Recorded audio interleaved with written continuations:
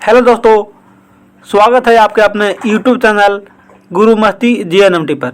दोस्तों, मैं पिछले क्लास के सेशन में 300 तक का ऑब्जेक्टिव क्वेश्चन करा दिया था और आज आए हैं उससे आगे लेकर 301 से।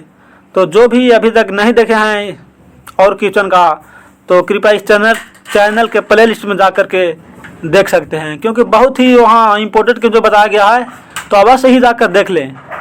तो अब टाइम को नहीं गवाते हुए चलते हैं आगे अगला क्वेश्चन पे। तो आपका अगला क्वेश्चन है 301 सा कि निम्न में से कौन वन संरक्षण कार्य के विरोध में है।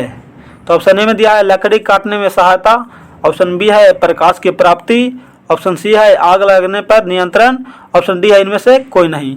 तो इसका राइट आंसर हो जाएगा ऑप्शन ए, अर्थात लकड़ी काटने में सहायता।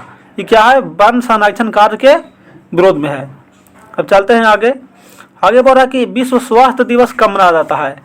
तो ऑप्शन ए में है 7 मार्च को, ऑप्शन बी है 7 अप्रैल को, ऑप्शन सी है 7 मई को एंड ऑप्शन डी दिया है 7 जुलाई को।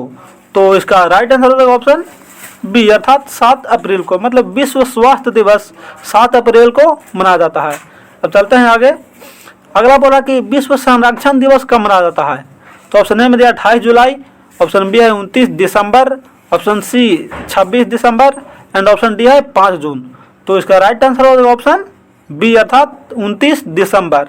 मतलब विश्व जन संरक्षण दिवस 29 दिसंबर को मनाया जाता है। अब चलते हैं इस तरह से अगला क्वेश्चन में। अगला बोला कि हुलांक गिब्बन पाया जाता है। ऑप्शन ए है गिर राष्ट्रीय उद्यान में, ऑप्शन बी है हजारीबाग राष्ट्रीय उद्यान में, ऑप्शन सी कॉर्बेट राष्ट्रीय उद्यान में एंड ऑप्शन डी काजीरंगा पक्षी अभयारण्य में। तो इसका राइट आंसर हो जाएगा ऑप्शन डी, अर्थात काजीरंगा पक्षी अभयारण्य में हुलांक गिब्बन पाया जाता है। इसी तरह से चलते हैं आगे। अगला क्वेश्चन बोल रहा है कि IUCN की लाल सूची प्रणाली कब शुरू की गई थी। तो ऑप्शन ए में 1963 में, बी बोल रहा है 1890 में, सी है 1750 में एंड ऑप्शन डी है 1930 में। तो इसका राइट आंसर हो जाएगा ऑप्शन ए, अर्थात 1963 में। चलते हैं इस तरह से आगे।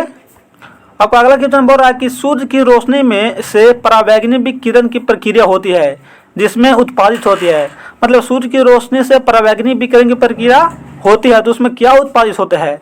ऑप्शन ए में दिया CO, बी में है SO2, सी है O3 और डी में है फ्लोराइड। तो इसका राइट आंसर हो जाएगा ऑप्शन सी, अर्थात O3।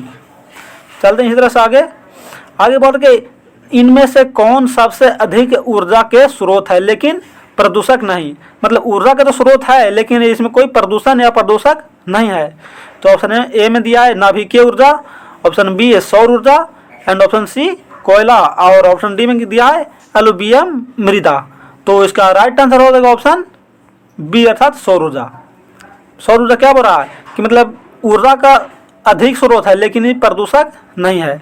अब चलते हैं इसी तरह से आगे बोला कि मुंबई और कोलकाता के शहरों में मुख्य प्रदूषक क्या है। मतलब मुंबई और कोलकाता जैसे बड़े बड़े शहरों में प्रदूषण का मुख्य कारक क्या है।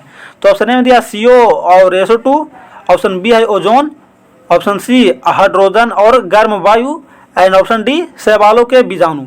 तो इसका राइट आंसर हो जाएगा ऑप्शन ए, अर्थात CO तथा SO2। मतलब मुंबई और कोलकाता के शहरों में जैसे बड़े बड़े प्रदूषण कारण होता है CO और SO2। चलते हैं इसी तरह से आगे बोल रहा है कि समताप मंडल में विकिरण अवशोषित करता है। मतलब समताप मंडल में विकिरण को अवशोषित कौन करता है।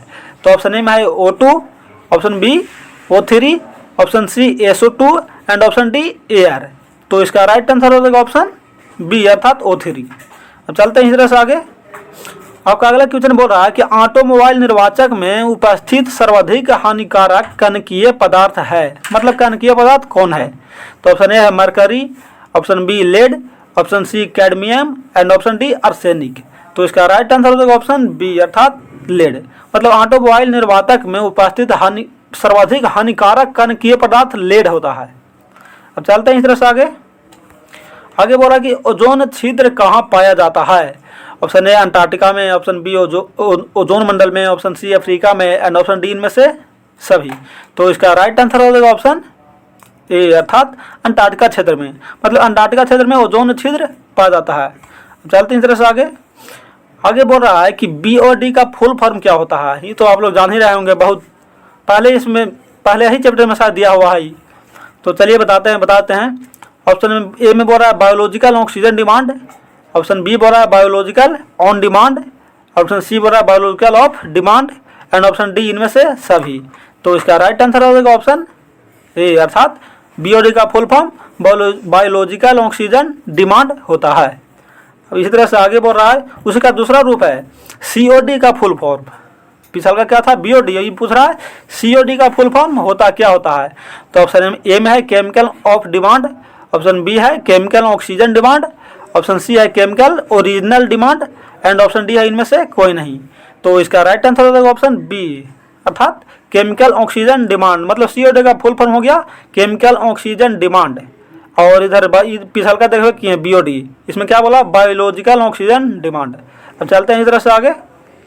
आपका आगे 314 बोल रहा है कि शीतोष्ण सदाबहार वन कहाँ मिलते हैं, मतलब कहाँ पाए जाते हैं, हिमालय क्षेत्र में या पश्चिमी घाट में या अरावली क्षेत्र में या असम में। तो इसका राइट आंसर हो जाएगा ऑप्शन बी, अर्थात पश्चिमी घाट में। शीतोष्ण सदाबहार वन पश्चिमी घाट में मिलते हैं। अब चलते हैं इस तरह से आगे बोल रहा है कि खेती योग्य फसल की औसत आयु क्या है, मतलब खेती योग्य फसल की औसत आयु क्या है। तो ऑप्शन ए में बोल रहा है 1 से 2 वर्ष, फिर बी में बोल रहा है 5 से 15 वर्ष, सी बोल रहा है 10 से 20 वर्ष और ऑप्शन डी है 15 से 30 वर्ष। तो इसका राइट आंसर होगा ऑप्शन बी, अर्थात 5 से 15 वर्ष। अब चलते हैं इस तरह से आगे के निम्न में से कौन विदेशी प्रजाति है, मतलब अपना देश का नहीं हो विदेशी प्रजाति है।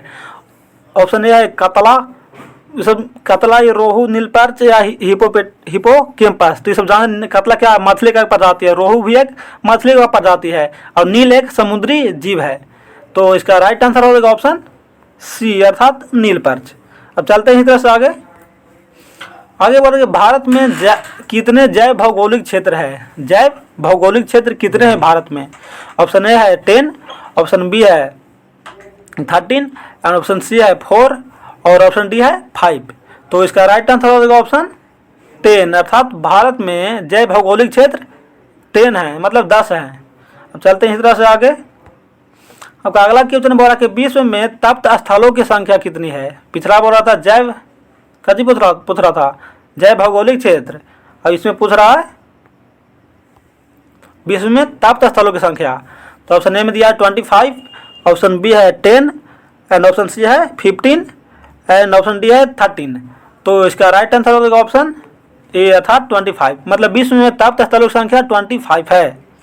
अब चलते हैं इसी तरह से आगे बोल रहा है कि पारिस्थितिक तंत्र का महत्व है, मतलब पारिस्थितिक तंत्र का क्या महत्व है। ऑप्शन ए में पदार्थों का चक्रण, ऑप्शन बी ऊर्जा का प्रवाह, ऑप्शन सी उपयुक्त दोनों एंड ऑप्शन डी इनमें से कोई नहीं। तो इसका राइट आंसर हो जाएगा ऑप्शन सी, अर्थात उपयुक्त दोनों, मतलब पदार्थों का चक्रण भी और ऊर्जा का प्रवाह भी। अब चलते हैं आगे बोले कि पारिस्थितिक तंत्र से निर्मित होता है, मतलब पारिस्थितिक तंत्र से क्या निर्मित होता है। ऑप्शन ए खाद्य श्रृंखला, ऑप्शन बी है खाद्य जाल, ऑप्शन सी उपरोक्त दोनों एंड ऑप्शन डी इनमें से कोई नहीं। तो इसका राइट आंसर हो जाएगा ऑप्शन सी, अर्थात उपरोक्त दोनों, मतलब पारिस्थितिक तंत्र से खाद्य श्रृंखला भी निर्मित होता है और पारिस्थितिक तंत्र से खाद्य जाल भी निर्मित होता है, मतलब ये दोनों निर्मित होते हैं। अब चलते हैं इस तरह से आगे बोल रहा है कि यदि जैव मंडल से CO2 को हटा लिया जाए, जैव मंडल से CO2 को हटा लिया जाए तो कौन से जीव पर सर्वप्रथम बुरा असर पड़ेगा। ऑप्शन ए में है प्राथमिक उत्पाद, ऑप्शन बी द्वितीय उत्पादक, ऑप्शन सी तृतीय उत्पादक एंड ऑप्शन डी चतुर्थ उत्पादक। को इसका राइट आंसर होगा ऑप्शन ए, अर्थात प्राथमिक उत्पादक। मतलब जैव मंडल से CO2 को हटा लिया जाएगा तो सबसे बुरा असर पड़ेगा जो कौन है, वो है प्राथमिक उत्पादक। प्राथमिक उत्पादक पर अधिक असर पड़ेगा।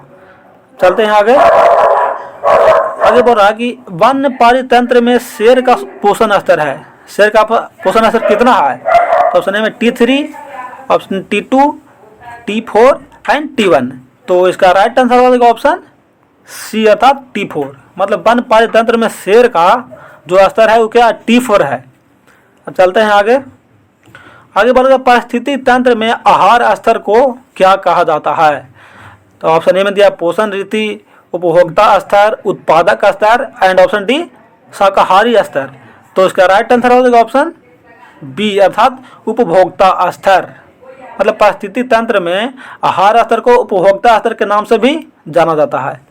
चलते हैं आगे। आगे बोल रहा है कि इकोसिस्टम शब्द किसने प्रस्तावित किया था।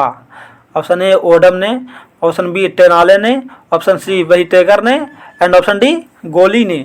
तो इसका राइट आंसर हो गया ऑप्शन बी अर्थात टेनाले ने, मतलब इकोसिस्टम शब्द का प्रतिपादन टेनाले ने किया था। अब चलते हैं आगे और इस सेशन का लास्ट क्वेश्चन इसमें बोल रहा है कि एक झील इकोसिस्टम होता है, मतलब एक झील में इकोसिस्टम का स्तर क्या होता है। ऑप्शन ए कृत्रिम, ऑप्शन बी अजीबीय, ऑप्शन सी प्राकृतिक एंड ऑप्शन डी जल विज्ञान। तो इसका राइट आंसर हो जाएगा ऑप्शन डी अर्थात जल विज्ञान। तो ठीक है दोस्तों, आज का सेशन में इतना ही, फिर मिलते हैं अगले सेशन में, तब तक के लिए जय हिंद।